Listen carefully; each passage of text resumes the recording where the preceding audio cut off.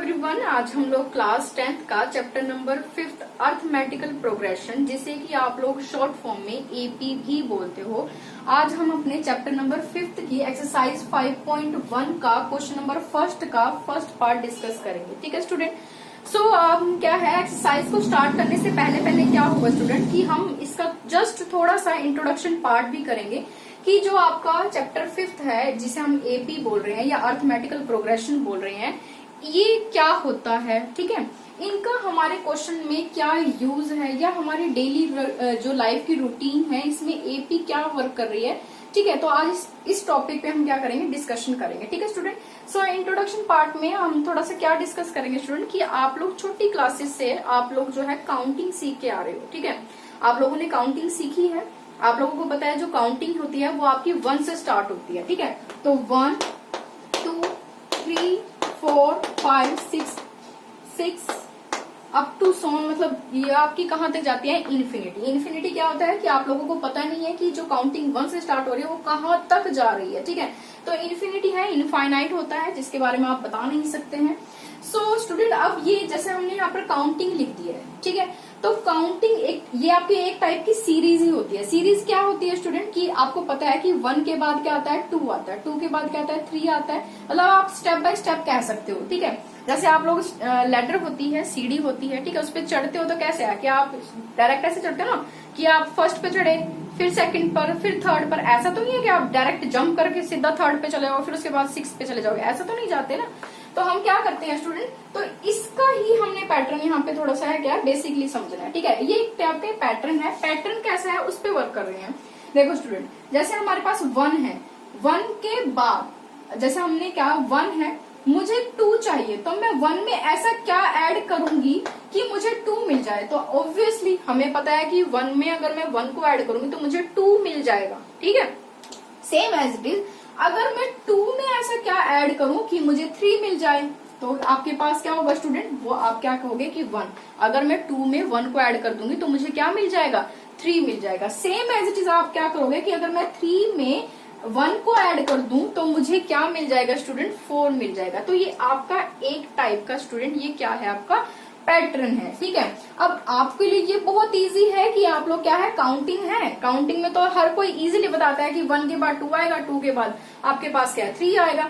लेकिन अगर suppose that कि अगर मैं यहाँ पे कोई जैसे इवन नंबर है, मेरे पास क्या है, 2 है, 4 है, 6 है, ठीक है, 8 है, आपके पास 10 है, मतलब इस टाइप से आपके पास क्या है, इवन नंबर है। ठीक है, इवन नंबर है। अगर मान लो मैं एक चीज कहूं कि अगर मैं ऐसा 2 में ऐसा क्या ऐड करूं कि मुझे 4 मिल जाए, तो आप मुझे क्या कहोगे कि 2 ऐड कर दीजिए।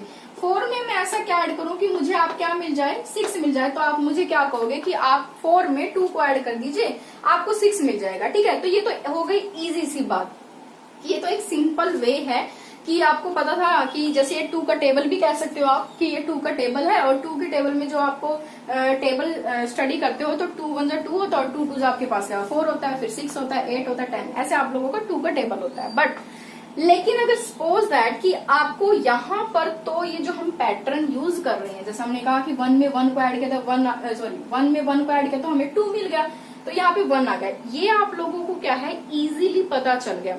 सपोज करो कि मैं यहाँ पे एक ऐसी आपके पास क्या है टर्म्स लिख दूं कि आपको ऐसा कंफर्म ही ना हो पाए या आपको इजीली पता ना चल पाए कि मैं एक फर्स्ट टर्म में ऐसा क्या नंबर ऐड करूं कि मुझे सेकंड टर्म मिल जाए। तो सपोज दैट मैं यहाँ पे मान लीजिए मैंने यहाँ पे 17 लिखा है, यहाँ पे 34 लिखा है, यहाँ पे 51, यहाँ पे 68 और यहाँ पे मैंने लिख दिया 85। ठीक है, इस टाइप से ये मतलब ये चल रहा है। ठीक, अब मुझे ये बताओ कि अगर मान लीजिए ये थोड़ा सा, अब जो इंटेलिजेंट स्टूडेंट है उनके लिए तो बहुत इजी है, वो बहुत इजीली बता सकता है, लेकिन थोड़े से जो वीक स्टूडेंट है उनके लिए थोड़ा प्रॉब्लम क्रिएट करता है। प्रॉब्लम भी नहीं है, लेकिन हमें जस्ट इस क्वेश्चन को समझना है कि एपी एक्चुअल में होती क्या है। ठीक है, सो सपोज दैट स्टूडेंट, अब आप ये बताओ कि मैं 17, अब यहाँ पे 17 है, ठीक है, बट मुझे नेक्स्ट जो टर्म है मुझे क्या चाहिए, 34 चाहिए।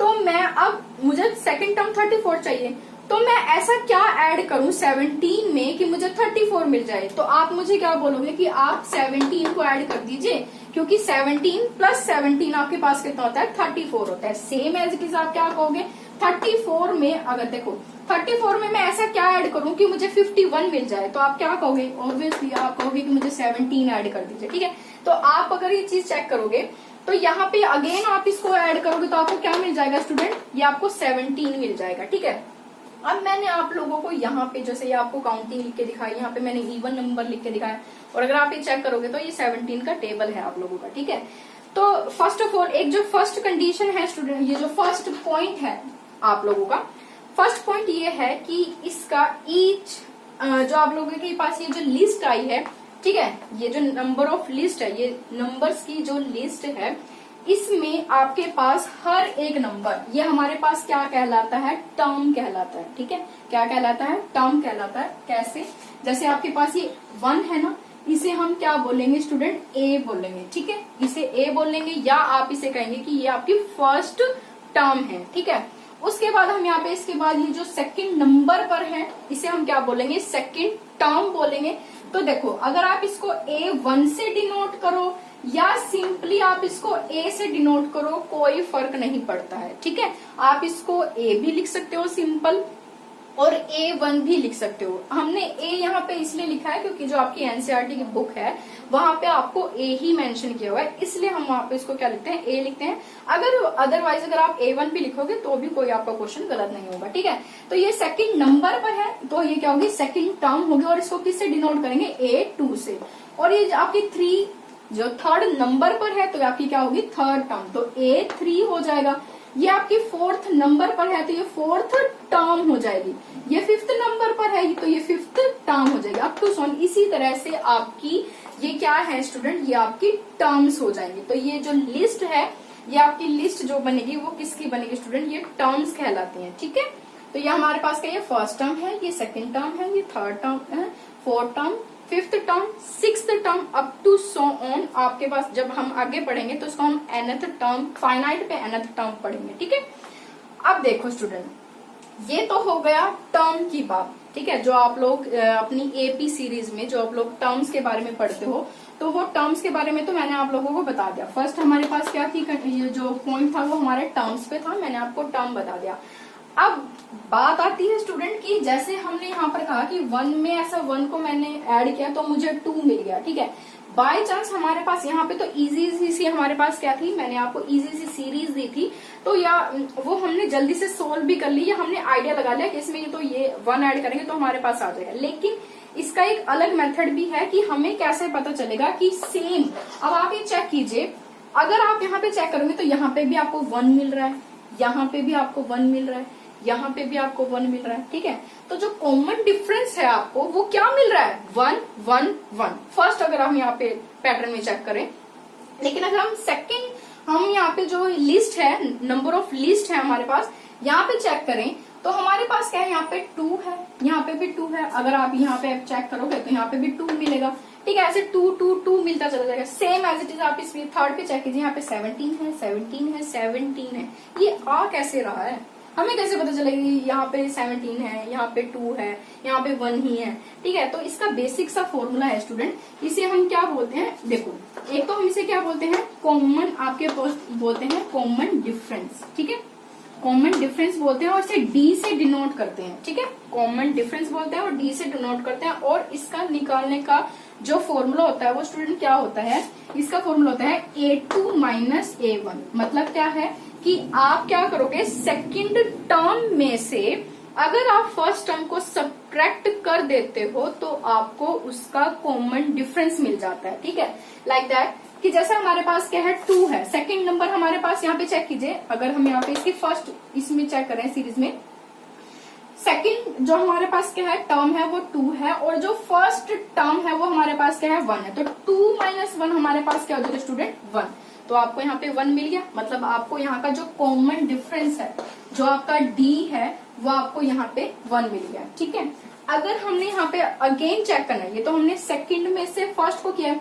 अब अगर हम आगे जाना चाहते हैं, अगर हमसे आगे इंक्रीज, मतलब हम आगे वर्क करना चाहते हैं, तो हम क्या करेंगे स्टूडेंट, A3 में से क्या करेंगे, A2 को सब्ट्रैक्ट करेंगे। अगर हम यहाँ पे तो D1 कॉमन डिफरेंस फर्स्ट निकला, अगर हम यहाँ पे D2 निकालना चाहें तो कैसे निकालेंगे, A3 माइनस A2, तो ये क्या हो जाएगा 3 minus 2 which is equal to 1। तो आप यहाँ पे चेक कर सकते हैं, यहाँ पे भी 1 आ गया है। ठीक है, तो ये वो वे है कि आप लोगों की, जो आप लोगों ने छोटी क्लासेस से आप स्टडी करके आ रहे हैं कि जो काउंटिंग होती है 1 से स्टार्ट होती है, एट लास्ट वो जो इन्फिनिटी पर आप लोग हम इसको टर्मिनेट करते हैं।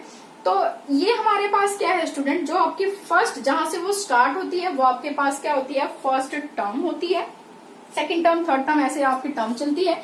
लेकिन अगर हमने डी निकालना है, उनके बीच का कॉमन डिफरेंस निकालना है, तो कॉमन डिफरेंस निकालने का मेथड क्या रहेगा स्टूडेंट, आप लोगों का मेथड रहेगा कि second term minus first term. ठीक है स्टूडेंट, तो ये था हमारा इंट्रोडक्शन पार्ट जो हम लोगों ने अभी तक स्टडी किया है। अब हम यहाँ पे क्या करेंगे स्टूडेंट, इसका क्वेश्चन नंबर फर्स्ट का फर्स्ट पार्ट पढ़ लेते हैं कि ये कैसे वर्क कर रहा है। ठीक है, सो अब आप यहाँ पे चेक कीजिए स्टूडेंट, इसका हम यहाँ पे प्रूफ करेंगे पहले तो। ठीक है, अब ये चेक कीजिए, इसने कहा कि in which of the following situations does the list of number involve make an arithmetic progression. ठीक है, आपको क्या कहना है स्टूडेंट, इसने आपको कहा है कि सबसे पहले आपको क्या है, situation, in which of the following situation number of list, मतलब आप लोगों को यहाँ पे मैंने सिर्फ एक ही आपको सिचुएशन लिख के दिखाई है। क्वेश्चन नंबर फर्स्ट की यहाँ पे आपको 4 सिचुएशंस गिवन है। ठीक है, तो मैं आपको फर्स्ट सिचुएशन करके दिखा रही हूँ।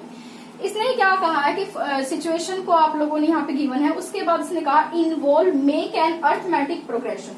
अब आपको ये बतानी है कि जैसे मान लो ये फर्स्ट सिचुएशन है, फर्स्ट कंडीशन आपको गिवन है, आपको ये बताना है कि क्या ये आपकी अर्थमेटिकल प्रोग्रेशन है या कि ये एपी सीरीज बनाती है या नहीं बनाती। ठीक है, अगर बनाती है तो क्यों बनाती है, आपको वो सब कुछ यहाँ पे इसमें डिटेल से बताना है। ठीक है, सो हम यहाँ पे देखो क्वेश्चन क्या है आपके पास, the taxi fare after each kilometre when the fare is ₹15 for the first kilometre and ₹8 for each additional kilometre. ठीक है, वो क्या कहना चाह रहा है स्टूडेंट, इसने कहा कि जो टैक्सी का फेयर है, ठीक है, टैक्सी का किराया है, उसने कहा कि after each kilometre the fare is fair is आपके पास क्या है, ₹15 है। इसका कहने का क्या मतलब है, इसने कहा कि 1 किलोमीटर जब आप लोग ट्रेवल करते हो टैक्सी से,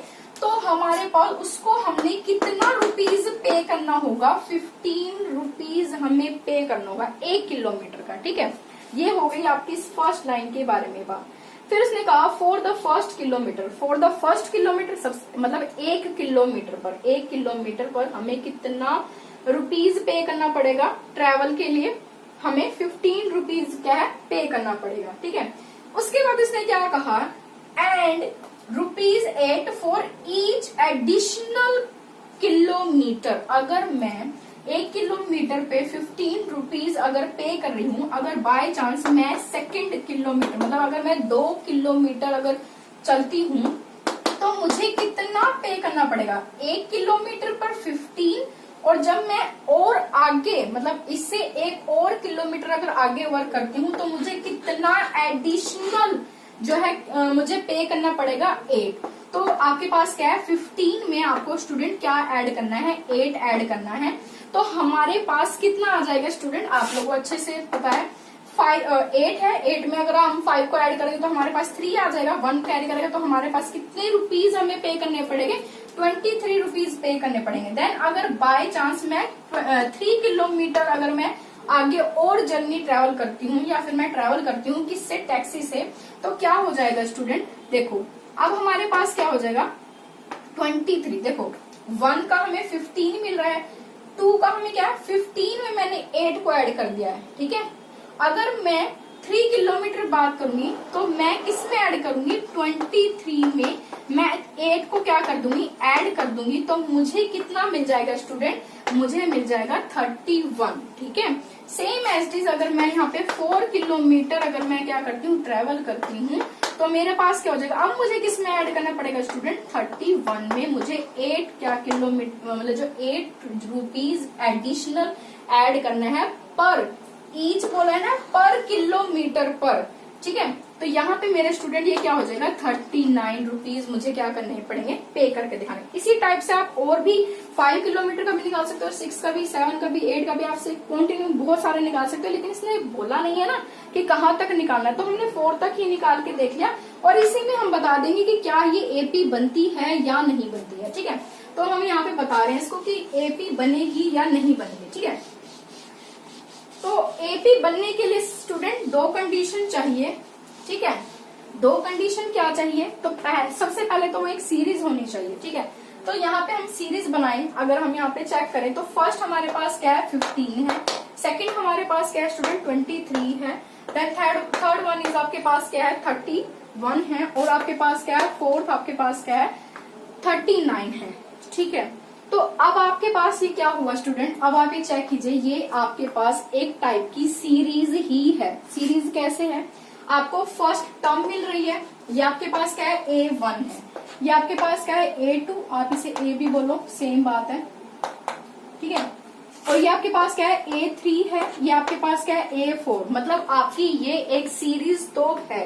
ठीक है, अब उसके बाद इसमें हमारे पास क्या होती है स्टूडेंट, हम यहाँ पे क्या चेक करते हैं, और इसका मेन और इम्पोर्टेंट रोल जो होता है वो कब होता है, अगर आपका डी, जिसे हम कॉमन डिफरेंस बोलते हैं, अगर वो सेम आ जाता है। ठीक है, अगर वो सेम आ जाएगा तो उसे हम कहते हैं कि ये एपी सीरीज है। ठीक है, अगर उसका कॉमन डिफरेंस सेम नहीं आएगा तो वो आपकी एपी सीरीज नहीं बनती है। ठीक है, तो हम यहाँ पे क्या करेंगे, हेयर आपके पास जो फर्स्ट टर्म है स्टूडेंट, फर्स्ट टर्म हमारे पास कितनी है 15 है। ठीक है, और हम यहाँ पे कॉमन डिफरेंस बताना है। कॉमन डिफरेंस कैसे होता है, A2 माइनस A1, यही होता है। अब A2 हमारे पास क्या है स्टूडेंट, अभी मैंने आपको बताया कि 23 में से अगर मैं आपको 15 को सब्ट्रैक्ट करती हूँ देन यू विल गेट 8। ठीक है, आपको 8 मिल जाएगा। फिर उसके बाद हमारे पास क्या है, मुझे कॉमन डिफरेंस निकालना। अब देखो, जैसे मैंने A2 में से A1 को सब्ट्रैक्ट किया था, सेम एज इट इज मैं क्या करूंगी, A3 में से मैं किसको सब्ट्रैक्ट करूंगी, A2 को। तो आपने क्या करना है स्टूडेंट, आप लोगों ने हमेशा क्या करना है, जो आपकी A2 रहेगी, जो आपकी पीछे वाली टर्म रहेगी, पीछे में से आपको क्या करना है, जो आपकी फर्स्ट टर्म रहेगी उसको सब्ट्रैक्ट करना है। ऐसा कभी मत करना कि फर्स्ट टर्म में से आप सेकंड टर्म को माइनस करो, ये आपका गलत हो जाएगा। ठीक है, गलत क्यों हो जाएगा, क्योंकि आप 15 में से अगर 23 को माइनस करोगे तो नेगेटिव का साइन आएगा, और नेगेटिव जो है आप लोगों की कंडीशन में फुलफिल नहीं होगी। इसलिए हमने क्या करना है, फर्स्ट में से आपने सेकंड को नहीं करना, सेकंड में से आपने क्या करना है, फर्स्ट को माइनस करना है। ठीक है, तो A3 हमारे पास क्या है स्टूडेंट 31 है, 31 में से अगर हम 23 को सब्ट्रैक्ट करेंगे again you will get 8। Then उसके बाद आपके पास क्या होगा स्टूडेंट, हमने कॉमन डिफरेंस निकालना है। A4 में से अगर हम A3 को सब्ट्रैक्ट करेंगे तो हमारे पास 39 है, 39 आपके पास क्या है, यहाँ पे 31 है, आप सब्ट्रैक्ट करोगे तो आपके पास क्या मिल गया, 8 मिल गया। तो आप क्या चेक करोगे स्टूडेंट, अगर आपका कॉमन डिफरेंस यहाँ पे चेक कीजिए, यहाँ पे भी आपको 8 मिल गया, यहाँ पे भी आपको 8 मिल गया, यहाँ पे भी आपको 8 मिल गया। ठीक है, तो जो कॉमन डिफरेंस अगर आपका सेम आता है, ठीक है, हमेशा याद रखना कि देखो फर्स्ट टर्म तो आप लोगों को इजीली हर बार हर क्वेश्चन में मिल जाएगी, वो कोई इश्यू नहीं है। लेकिन सबसे बड़ा जो मेन इंपॉर्टेंट इसका जो रोल है वो आप लोगों का कॉमन डिफरेंस पे है। अगर आपका कॉमन डिफरेंस जो है वो सेम रहेगा तो वो आपकी क्या बनती है स्टूडेंट, एपी सीरीज बनती है। तो आपको यही बताना था कि क्या ये एपी सीरीज है, तो यस ये आपकी एपी सीरीज है, और रीजन भी बता दिया क्योंकि इसका जो कॉमन डिफरेंस है वो सेम है। ठीक है, आई होप कि आप लोगों को क्लियर हो।